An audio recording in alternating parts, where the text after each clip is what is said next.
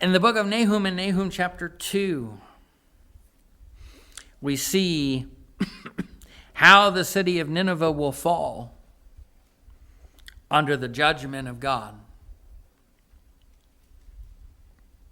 We pick up there in verse number 1, and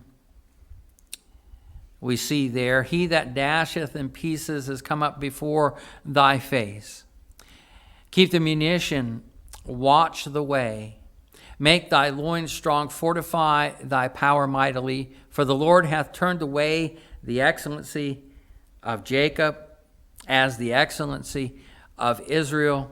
For the emptiers have emptied them out and marred their vine branches. The shield of his mighty men are made red. The valiant men are in scarlet. The chariots shall be with flaming torches in the day of his preparation, and the fir trees shall be terribly shaken. The chariots shall rage in the street. They shall jostle one against another in the broad ways. They shall seem like torches as they run, like the lightnings. He shall recount his worthies. They shall stumble in their walk. They shall make haste to the wall thereof, and the defense shall be prepared. The gates of the river shall be opened, and the place shall be dissolved. We find in history, as we look at history, in the year 612 BC, the Medes and the Babylonians, they made an alliance, and they unified to be able to attack the city of Nineveh and to destroy the city of Nineveh. And the Babylonians took over at that time to be the great empire of the world. And it was the Babylonians that brought the nation of Judah into captivity for a period of 70 years. And the Lord used the Medes and the Babylonians to be able to judge this evil city of Nineveh.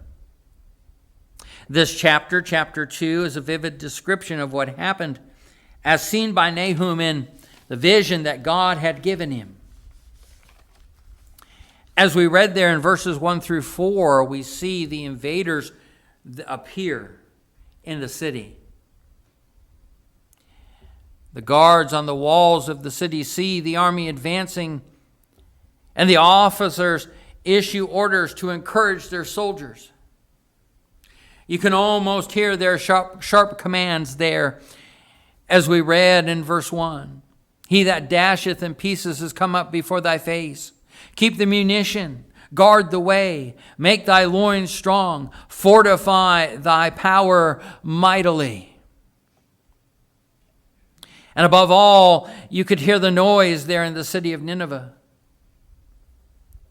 The voice of the Lord is heard as he speaks to Israel and to Judah, and assures them that they will be restored and be reunited. There in verse number 2.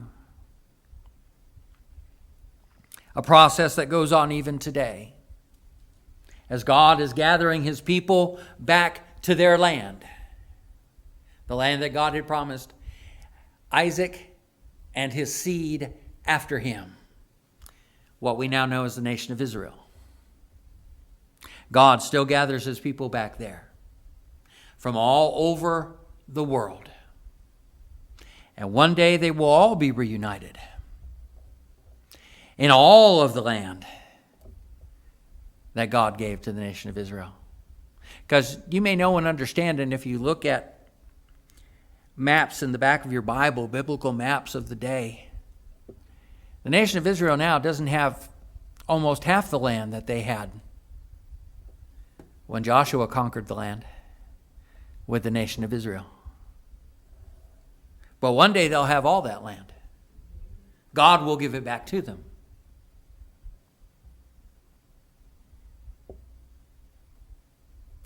The invading armies of the Medes and the Babylonians who came into Nineveh, they were a formidable army with its troops and manpower and its armor and its weapons and its chariots, as we read in verses 3 and 4. Already Nahum said that already their shields are red with blood. The chariots look like flames of fire as they dash here and there in the streets of the city, and the soldiers find it easy to slaughter these defenseless people.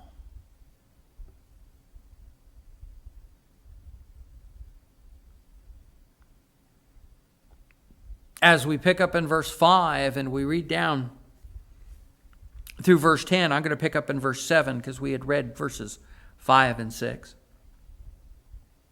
And Huzzab shall be led away captive. He shall be brought up, and her maids shall lead her, as with the voice of doves, tabering upon their breasts. But Nineveh is of old like a pool of water. Yet they shall flee away. Stand, stand, shall they cry, but none shall look back. Take ye the spoil of silver, and take the spoil of gold, for there is none end of the store and glory out of all the pleasant furniture. She is empty and void and waste.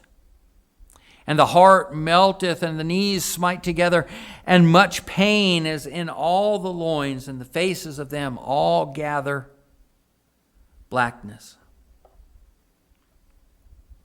We see the city here is captured in verses 5 through 10. The word he there in verse 5, he shall recount his worthies, refers to the king of Assyria,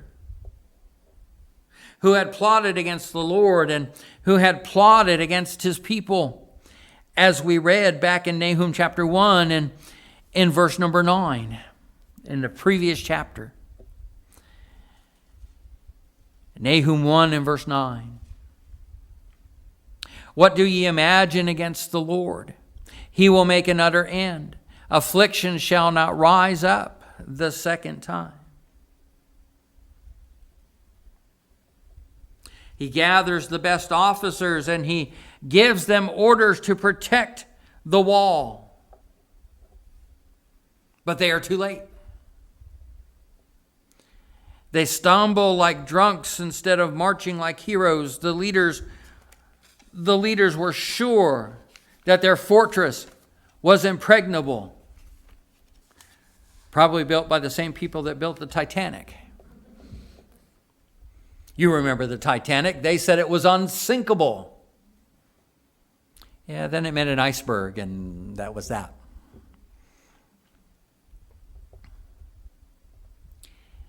It was the defenses of the city of Nineveh that proved to be their undoing. The Kosher River flowed through the city of Nineveh. So what the invaders did is they made a dam and they dammed up the river, holding back the pressure of the water until that pressure built up, and then they released the dam. And part of the wall and some of the buildings were destroyed by the water that flowed in. That made it very easy for the enemy to be able to enter into the city because they had made a hole in the wall for them to be able to do that. It was a simple matter of the Medes and the Babylonians to enter the city and just take control after that.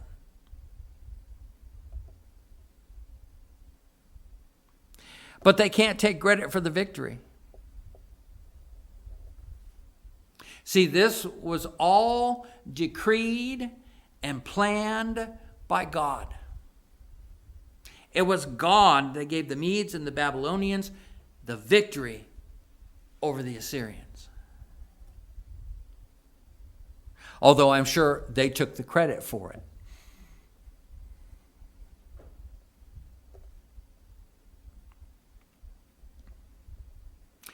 We read there in chapter 2 and verse 7 that that would be the case. God had decreed that this would happen.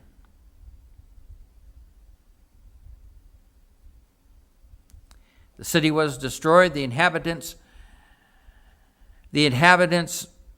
being killed or taken captive. The invaders were but God's instruments to be able to execute his will.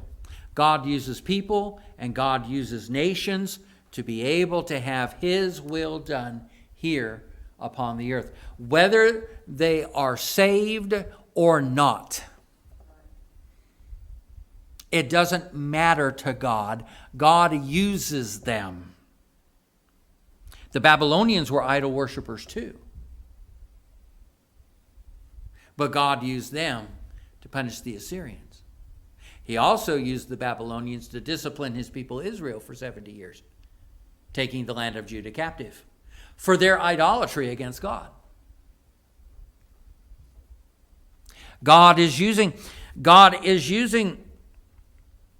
the premier of Russia to have his will to be done here on this earth. He's using Donald Trump to have his will done here upon this earth. He's using the North Korean dictator to be able to have his will done here on earth.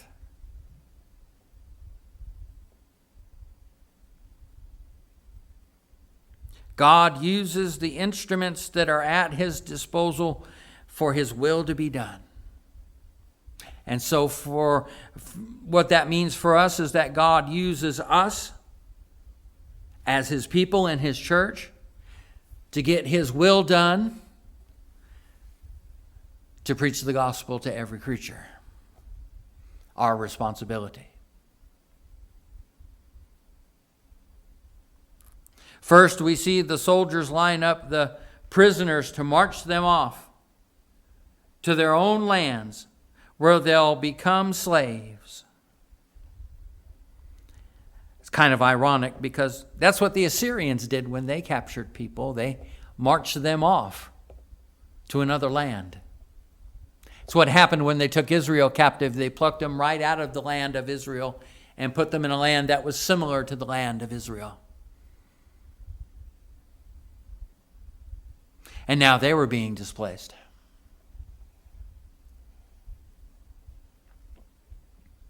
Nahum compares this exodus to water draining from a pool there in verse number 8. They were just flowing and flowing and flowing out. And then the soldiers begin in this fabulously wealthy city, and the people watch in dismay as they take their spoils. In verse number 10, she is empty and void and waste, and the heart melteth, and the knees smite together, and much pain is in all the loins, and the faces of them all gather blackness. The Babylonians and the Medes, they get into the city, they conquer the city, and then they loot the city. And they take all the spoils of this wealthy city of Nineveh. Nineveh is being treated the way she treated others. The Bible teaches us the principle back in the book of Numbers: be sure your sin will find you out. And it does.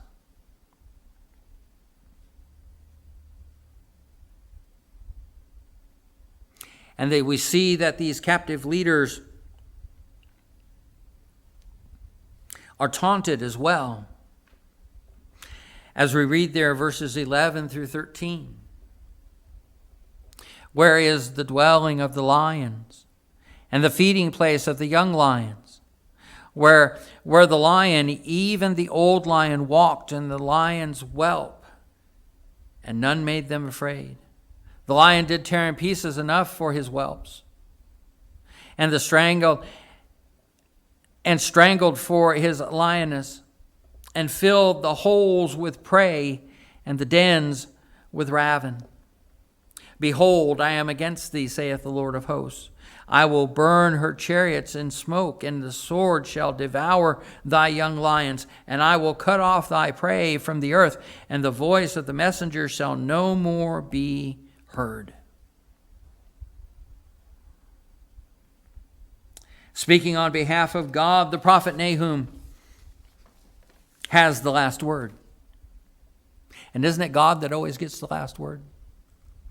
I think most all the time.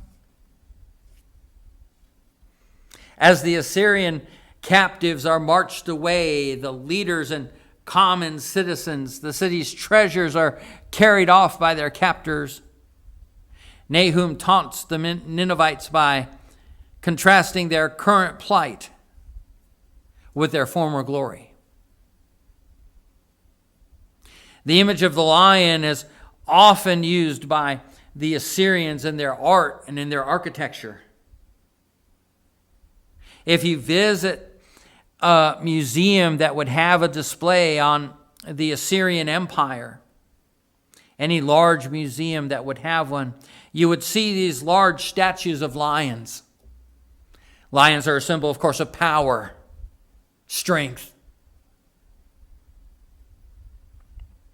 and so on. But even more, the Assyrians, they acted like lions. As they stalked their prey, if you will, and completely devoured their captives that they took over. Nahum now asks, where is the lion's den now? It was great at one time, but now look at it. Some could say that about our country. Even though we're under new management, and things are turning around somewhat.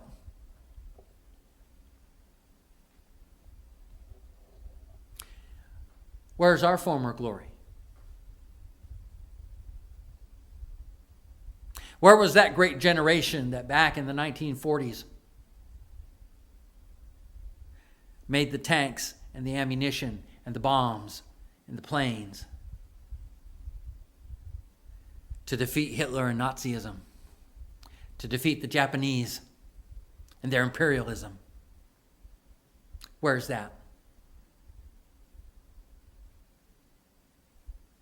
Where's the days when God's word was preached in pulpits across the colonies of then America in the 1700s and the 1800s? Where's that?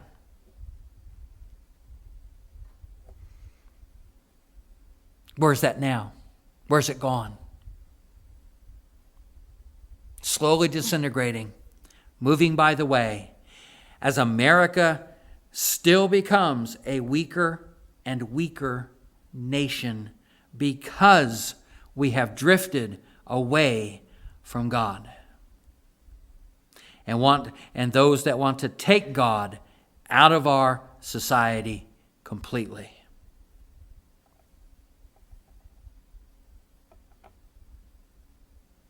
I have always been able to say, and it is my belief, that it could be that people could conquer America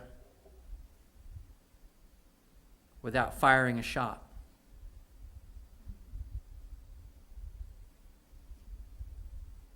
Basically, all they would have to do is write a check. Do you know how much the Chinese own of America? And they've been investing in farmland too over these last, 8, 10, 12 years.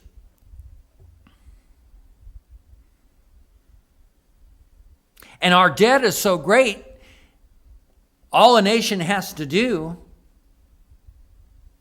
is come pay off that debt, if they can. And they would own us like that. And they would come in and change things. I knew they would. See, we have weakened ourselves to that point. And we have no one to blame but ourselves for it as a nation. Even though we're under new management, and the management is good, at least so far. Some of the ideas are wild, but we'll see how they play out.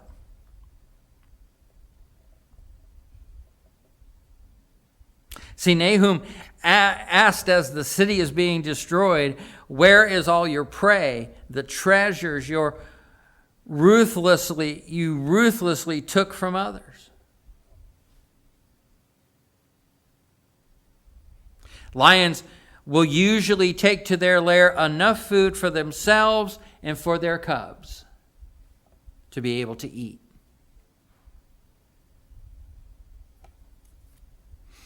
But the Assyrians amassed wealth beyond measure, far more than they needed to have.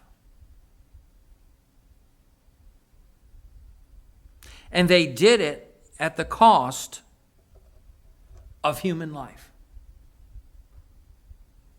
A little bit later, we'll talk about how cruel the Assyrians were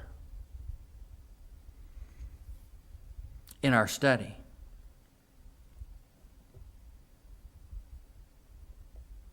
No wonder the Lord announced in verse 13 that I am against thee. Over a century before, the Lord sent Jonah to warn Nineveh. And when the city repented, God withdrew his hand of judgment. But now the Ninevites' time was up. The end had come.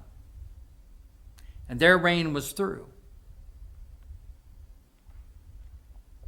Assyria would be left with no weapons, no leaders, no victories to be announced by their messengers. Instead, Assyria's enemies would hear the voices of couriers that would announce peace because Assyria had been defeated. Back in Nahum chapter 1 and verse 15, behold, upon the mountains the feet of them that bringeth good tidings, that publish peace. O Judah, keep thy solemn feasts, perform thy vows, for the wicked shall no more pass through thee. He is utterly cut off.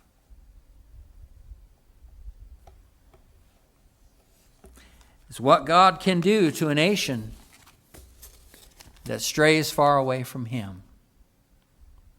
I hope our country will take the hint